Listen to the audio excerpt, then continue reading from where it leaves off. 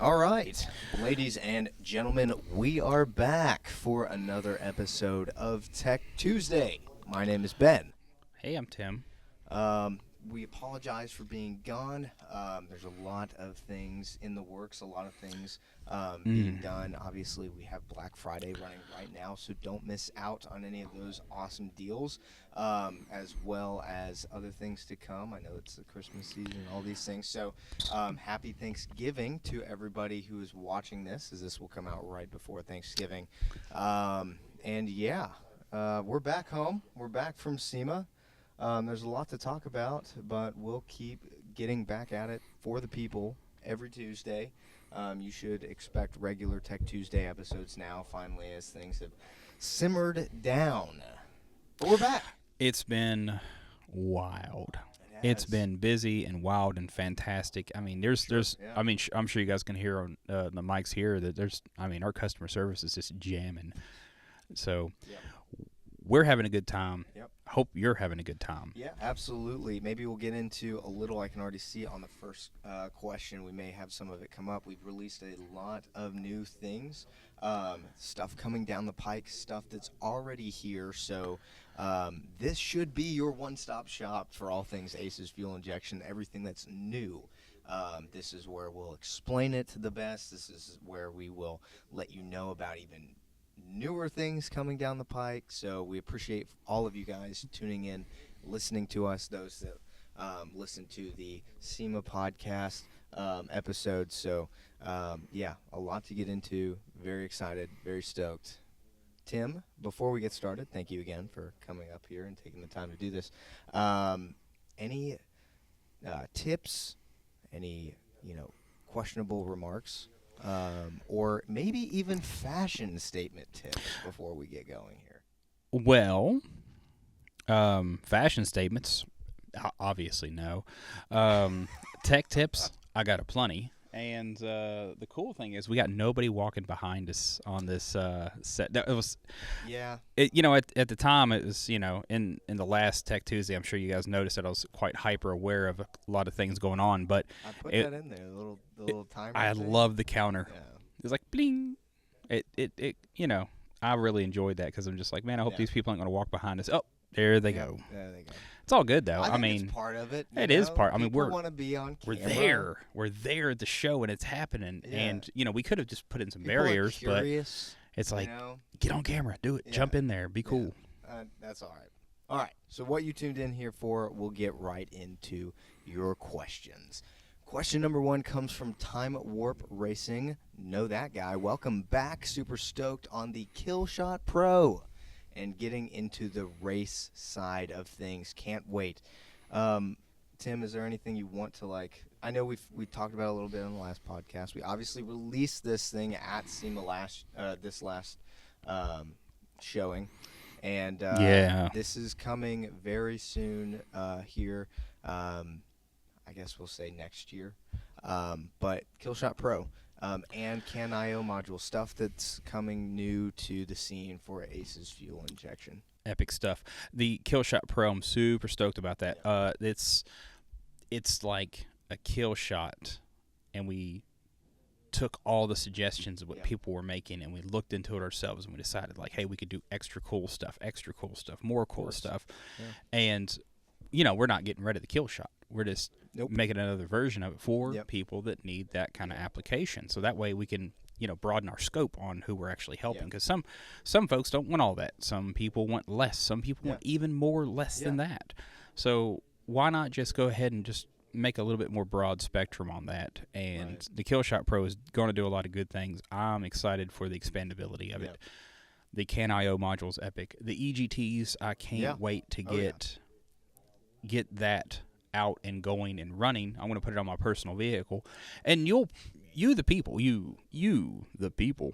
is probably going to see a video of me installing a Killshot Pro probably right before we roll it out on the market. That way all the questions about, do I need to buy this one, do I need to wait on that one, what's the differences, how does it run, how does it adjust, I'm just going to throw it on my old Tahoe and do a whole install. And I'll shoot it with Ben. It'll be fun. It'll be a little bit better production than we normally do. But, Yeah, I really think that's a valuable thing to do, and a lot of good fun and opportunity for you guys to ask more questions. Exactly. And you hit the nail on the head of, like, we're not stepping away from the Killshot. This Nah. isn't the Killshot 2. This is anything like that.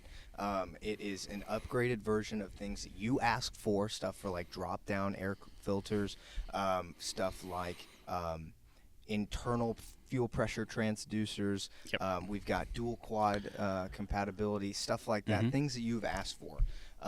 But we're not stepping away from our roots of having the Killshot, having something at the price point that it's at, for the level of quality that it's at. Able to run boost, able to run 650 horsepower out of the gate, being able to tune for E85. These are all things that we're not letting go of, stepping away from. They will all still be included in the Killshot Pro, but we're not getting away from our regular Killshot. So exciting stuff, but reassuring that we're not, stepping away from anything. We're not looking back and saying, oh, maybe that wasn't as good as it should be. And to your point as well, Tim, why you're the R&D technician, you're working really hard to make sure that our current products are still performing to the best of their ability, and researching and developing ways to make them better, not moving on from them. So that's really exciting, and we'll do more of that as the time comes. In case you haven't noticed, with our product lines, we got really 3 different title levels. Yeah. Classic, you expect to be the most stripped down, basic, easiest to install, easiest to set up for people that are very, very new to this and don't need all the extra bits. And then there's the normal one. It'll be the title name Killshot. And then the Pro variant, which is all the exits. Every avenue, every exit, good to go. Nastier, awesomer, way cooler. Yeah. So, but that's going to offer that. Bear Grylls 55. I own one of your knives, I think. Bought it at the Walmarts. He's on the Facebook. No, it's highly unlikely. Yeah, you never know. I was hoping you could introduce a Hilburn stack style EFI. Not yet. We're trying to get what people have been requesting a lot, and I have been seeing more stack injection style requests. That takes a different kind of strategy than a lot of people are aware of. But it is on the radar of having a good, solid, strong peak at it. There is other companies out there actually pairing our systems with a stack style injection. But we have not tested it, we haven't done it yet. But people are running certain things there, especially with the wild card. But that's probably something we'll definitely get into in the future. But we're still even jumping in barely into the direct injection stuff anyway, so with the LT and things like that, so that will be more of a future endeavor, I would imagine. A lot of my hot and heavy focus is going to be on other Hemi and LT and Coyote type platforms this next year. I mean, there's a lot that we'll be getting involved in, especially in the R&D department, and a lot of that's driven from your suggestions. For sure. I know I keep repeating it like a broken record, but it's like it is. I'll get a solid thing on here, and I'm like, oh wow, that's good. Yeah. We should look into that. Hashtag PDM. Exactly. Yep. That also releases on Wednesday. Check out Instagram, Facebook, and YouTube. There are reels and shorts that Tim was announcing the PDM giveaway. It's not too late.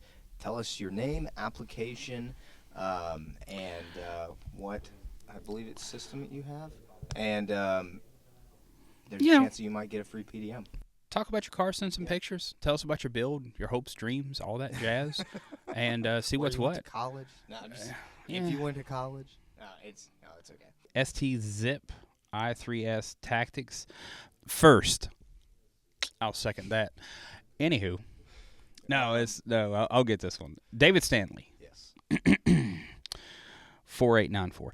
Can you make a complete setup for a Ford Inline 6? I recently built my engine. Would love to set up EFI, especially serving in the military and moving around the country. Yeah, I understand that. So awesome. The Ford Inline 6, depending on the year, some are multi-port fuel injection, some are carbureted, and some have like some Ford variant throttle body stuff on there. It's weird. Yeah. But DFW Speed Syndicate, they did They are like the inline six guys. They even have their own distributor, which is epic. But yeah, they've done a few Royal Flushes and whatnot, really putting power down. Yeah. So it is a thing some people are doing, and I'll tell you a secret. One of the things that I'm going to be hardcore looking into in the year 2025, because we still got shows and all that, whatnot to do, I'm going to be looking for direct applications. If there's a flange I can buy, if there's a distributor I can source, if there's something I can do to be like, this is a complete kit that you'll need for your 306 or your, we already got one for the 20R. Yeah. I'm just waiting for the manufacturer on the flange stuff because we designed our own flange. And stuff like that. I mean, Jeep applications and Chevy and Ford and Mopar. That's one of them, right? Mopar? Yeah. Anyways, but yeah, that's we're going to be looking for that kind of thing of like actually looking for more like this goes to that. Here's the kit. You don't have to think too hard. You ain't got to look around the internet to figure out how people's done it. It's like buy these things, put it on, give it a tune, have fun. Yeah. And we also just made our small box Chevy what is it, V6 distributor. Oh, the 4.3. So there are stuff like this definitely in the works. These are not things that we are oblivious to.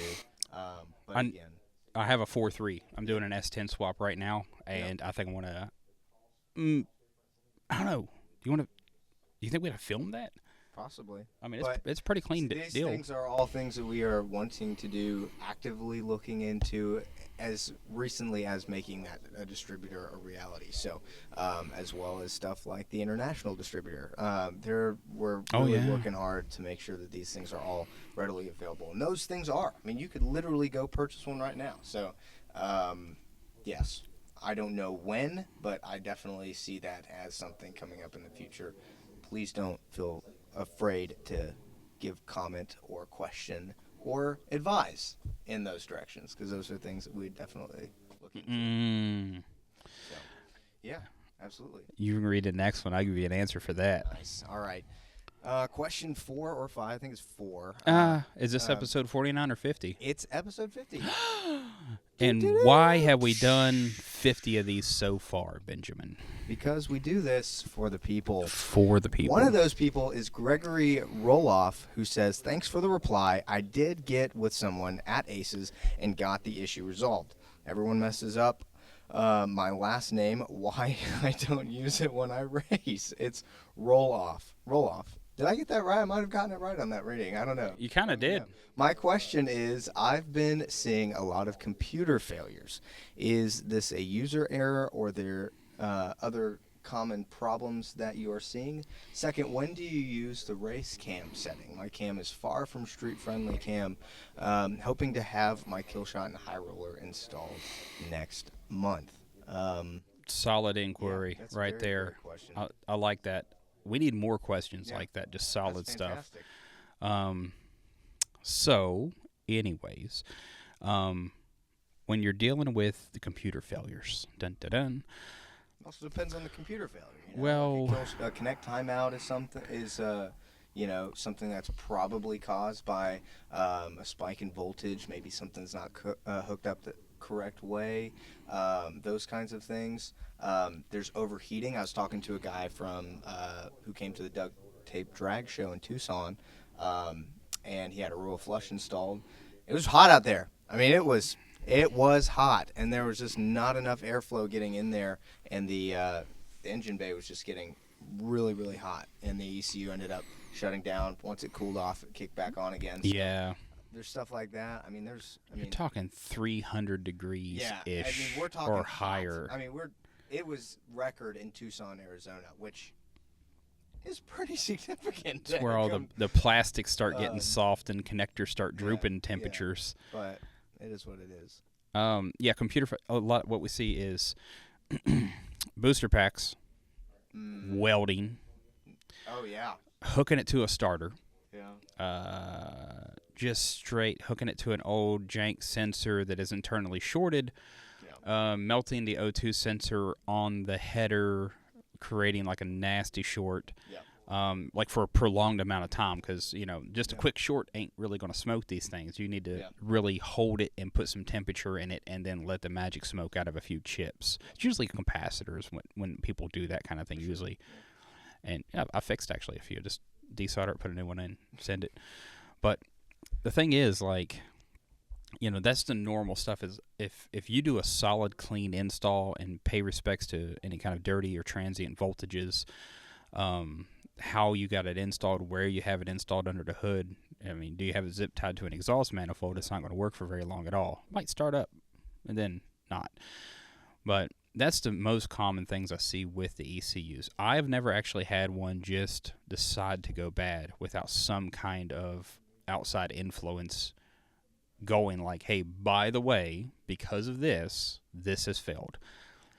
So I've never had one that's been on a vehicle that's been properly installed. It's just like, okay, I stopped working. Never had that yet. And my job is to let the magic smoke out. So, and durability testing, 10, 20, 30,000 miles on a few units, putting them under heat, putting them under water. That's a weird video.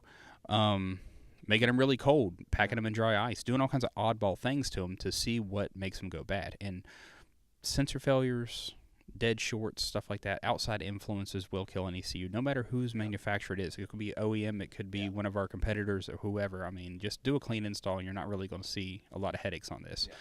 When it comes to the race cam setting, is your engine making any kind of vacuum? You got a 106 lobe separation with 700 lift, might be a race cam. It's going to have a weird amount of fuel in there.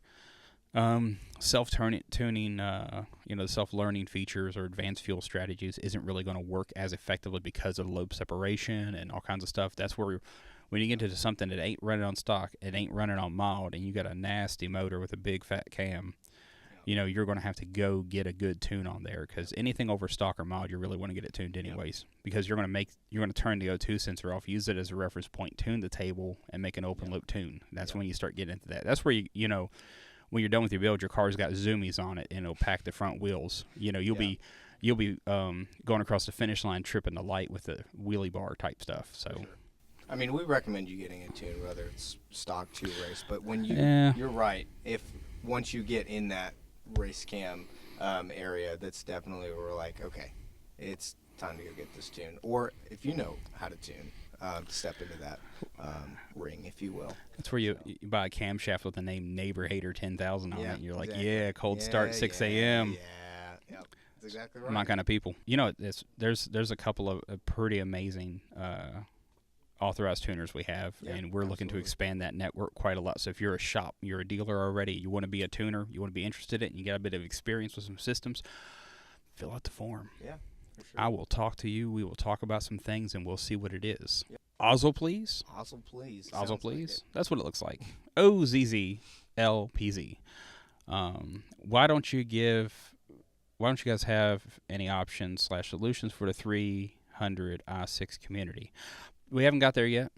That was part of that previous question as it goes, because that's just one of those things, like, we really want to support that too, because I have a 306 that I bought especially for that kind of project. I actually went and bought an old F-150 with the motor in there, so I'll be fiddling with that here soon, and I hope we can source everything we need to make a complete package, within the next year, because it doesn't sound like it, but it is a whole lot of work when you have a whole lot of work to do. So, but I'm doing it for you guys. I'm passionate about this, and that's one of the directions I'm driving, is applications like that, just because of, one, how common it is, and I like a good 306. You can tow a mountain with those. You just can't tow it very fast. Next question. I'm not going to say the middle name because I'll butcher it. Abraham Hernandez 7048 says, any TCM for the 4R70W, and which is better, the Killshot or the Royal Flush? So that second question, yes.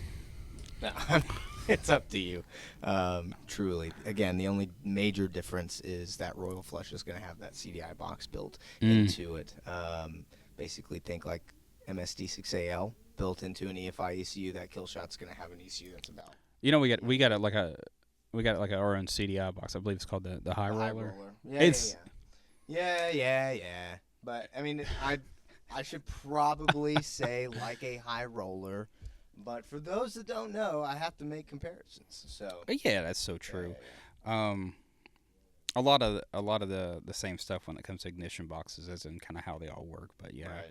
I mean, if you are the expert of doing like an MSD 6AL box install, like, you'll look at ours and straight out the box, you'll be like, oh, okay, yeah, this is fine. Yeah. So Yeah, more sure. programmability on the handheld, though. That's one of the big features I like when it comes to comparison. But any TCM for the 4R70W, forward tranny guy. That's cool. That's cool. So the cool thing is, I've been collecting data on that. Yep. Bought a few transmissions, spent a lot of my own actual personal money because they're my projects. I'm just using them for a little bit of R&D, so you don't have to. And but yeah, that's something I want to see come out this year because it's not really a huge thing. It's a lot of like logic, strategy, some programming, a different wiring harness, a bit of testing, and that's why I got a dyno and a whole bunch of project cars. So yeah, that's something I hope to see roll out because I think we're going to focus on the early 4R70W. I think it's a pre-96 or 98 or something like that. There's a black plug, there's a white plug, different years. We're going to go on the earlier one first because they seem to be the most common, and then we're going to probably tackle the second one later. It is a slightly different pin, but we're going to go into that, and we're talking about, AODE, 4R70W, 4R75, probably 4R100 most likely, something around us, because all this stuff, the Ford stuff's real easy. It's not as complex as a GM gearbox, so we'll be able to handle that pretty quick. Yeah. So whenever we get back around the transmission stuff, which I hope to be doing probably month after, I'll be doing a lot of that. But yeah, you guys should see some traction on that soon because we're going to start asking people, and then we're going to start reaching out to some folks, and then we're going to do a whole lot of bulk testing. I don't think that we'll probably step into like a realm of like 8-speed transmissions and definitely 10-speed transmissions, if not for a really long time. But if you're really holding out hope, you also have some like maybe 6L. Yeah, probably 6L, 6R stuff coming out in the relatively near future. Overall, you can expect normal 4-speed stuff, and then you can expect some of the 6-speed stuff because those are going to be normal swaps. Dr. Art's Hot Rod Rehab. For the Killshot Classic, why is it not listed in the product manual or on the web page that it's boost ready? There's only a little blurb about the plug in the bottom when you're when you put a supercharger, but what about blow-through applications? That's cool. Blow-through applications, you don't gotta physically change the body other than a turbo and a power hat on top of it because it's going to be referencing. You're charging the whole throttle body and the intake all at the same go. So when it comes to that kind of thing, it's still 3 bars. So you got the first 1 bar atmospheric. It's going to be vacuum. Then the next 2, so you're good. So upper 20s with boost. The blow-through applications you don't have to modify. For a supercharger, you need to put the plug in it and then use a boost reference port to the boosted side of the intake because that's still going to be atmospheric and it's going to be a draw-through application, which I like a lot of draw-through stuff. But yeah, blow-through, just blow through it. Yeah, and I can definitely check into the manual and web page situation about not being boost capable. We're updating quite a few manuals here soon. Yeah, we've been real hard on that. Yeah, but the other thing is like the Killshot Classic, and like you were saying earlier, our Classic series of products is not something that people are usually going out to get the most out of the system. Like not that you can't, but you're already set back with the Classic at 400 horsepower. Like people are typically going for regular, either the normal setup or even to come later the pro versions of each setup so that they can get the most out of each system that they're purchasing. So I do believe that there is stuff like this in the regular Killshot manual on our webpage about the Killshot, but maybe not so much on the Killshot Classic side. But we can definitely lean into that a little bit for sure. Yeah, capable. We just barely mention it because it's not a massive focus on what the Killshot Classic's really meant for. Yeah. Stripped out half the harness, took away some horsepower. People are just wanting to put that on, hook it up to an HEI, and just drive because they wanted to get their old car going again. And that's great, and we want to be a part of that too. Tri-5 on flats, HEI from the AutoZone. One of our systems kill the surge tank setup and then run the return line back there, and you can just drive that thing out of the weeds.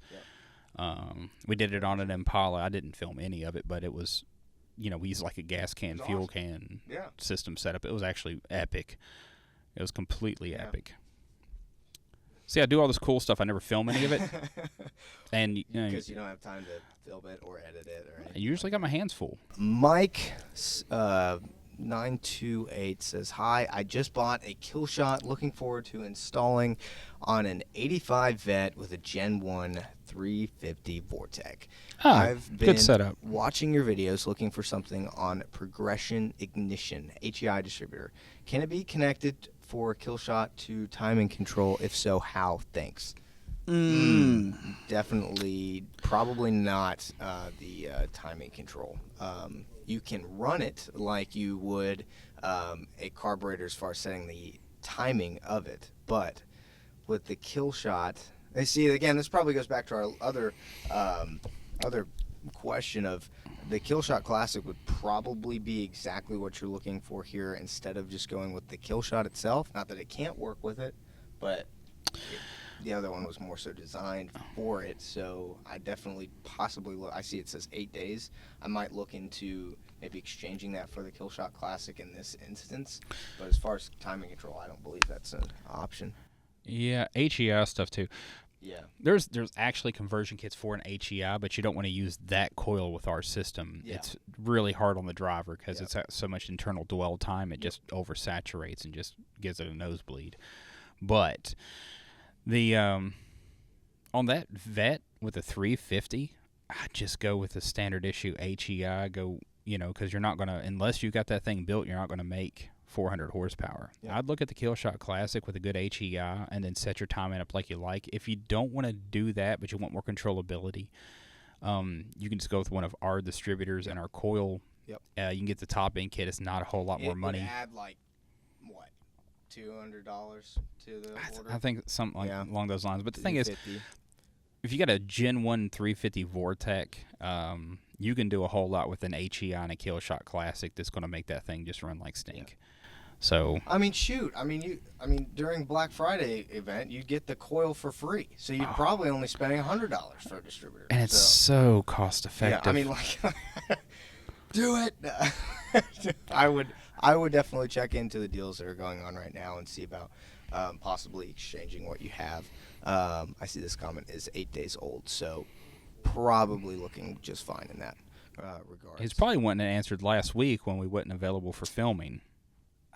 We've let you down. I'm sorry about Mike. that. But the cool thing is that we are really, really pushing for video manufacturing here now because we've got our products pretty well squared away. My big thing is now that I've changed gears in my position, it's education. Yeah. It's R&D education, 50-50. For sure. So you guys are going to see a flood of videos. You're going to see consistent and regular Tech Tuesdays unless there's a holiday or something weird, or I'm just flat out not in the U.S. or sick as a dog. Anything can happen, but I don't get sick. I bring that to work with me. You know that. That he does. He does do that. I do.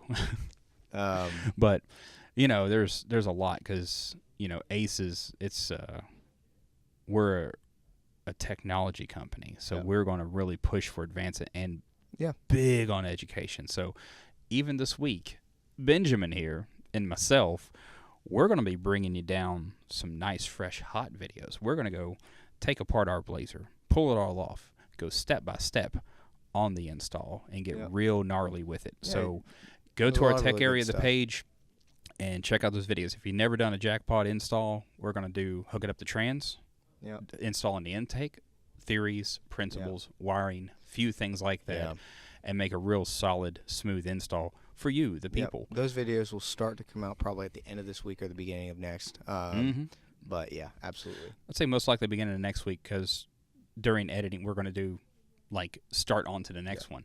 Yeah. But after we're done with that, we're going to double back and go through all the software. Yeah. I got stuff on the dyno. We're going to do a thing.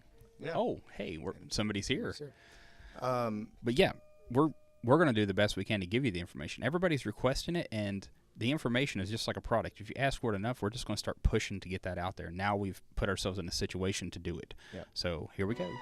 Hey everyone, thanks again so much for watching this episode of Tech Tuesday. If you liked it, please feel free to leave a like down below. If you have any comments about ACES fuel injection or EFI in general, please feel free to leave a comment as well. We'd be happy to get to it in our next Tech Tuesday video. And for anybody else that's just interested in EFI, you can point them our way as well. But yeah, Tim, thank you very much for joining me again. And as always, we're very thankful you stopped by, and we will see you in the next video. Bye for now. Bye now.